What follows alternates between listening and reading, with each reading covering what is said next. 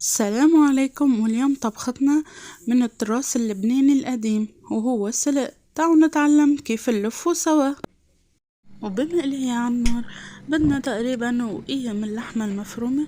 أنا هون متلجتها ومفرزتها. من بعد ما جهزت عنا اللحمة بنضيف لها كوبين من الرز المصري مغسول منيح، بترشوا فوق من رشة صغيرة من البهار الأسود، بس أنا ما كان عندي، حطيت لهم 7 بهارات.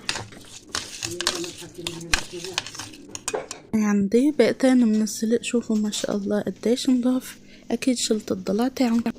وهون عنا بلشت المي تغلي، بدنا نحط مي تقريبا مش نص ساعة، اقل من نص ساعة، ومنسقط ورق السلق نسلقهم كتير منيح، ما بدهم 5 ثواني، يعني مثل ما بيقولوا غطا شيلي، مشان ما نسلقن زيادة ويفرطوا معنا ونحن عم نلفهم. من بعد ما استوى عنا الورق بنحطه بجاط بقلبه مي باردة، ومنكمل سلق الورق لباقي الكمية كلياتها لتخلص عنا.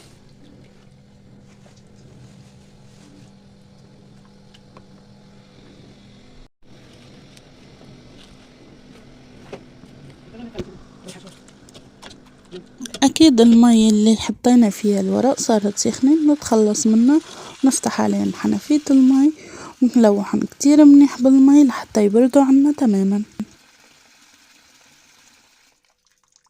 وبمساعدة الماما عم تقص الورقة بالنص لتسهل علينا لفها، ومنحشيها بالحشوة اللي حضرناها مسبقا، ومنلفها كتير منيح ومنشد عليها حتى ما تفرط معنا أثناء الطبخ.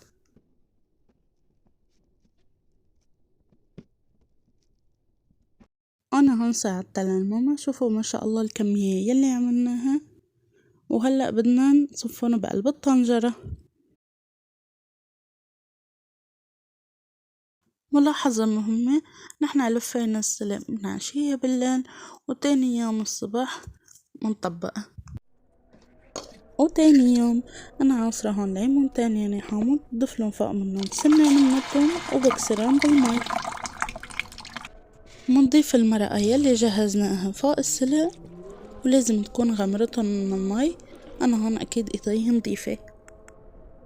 ومنحط الطنجرة على النار ومنغطيها لتستوي معنا.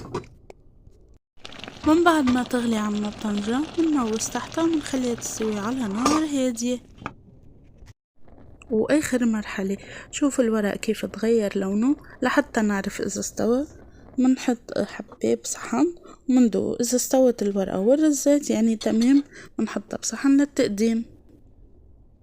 وهون عم حاول اعبي الورق بالشوكة، بس خفت ما يفرط معي فعبيته بايدي وهو ساخن، بس معلش.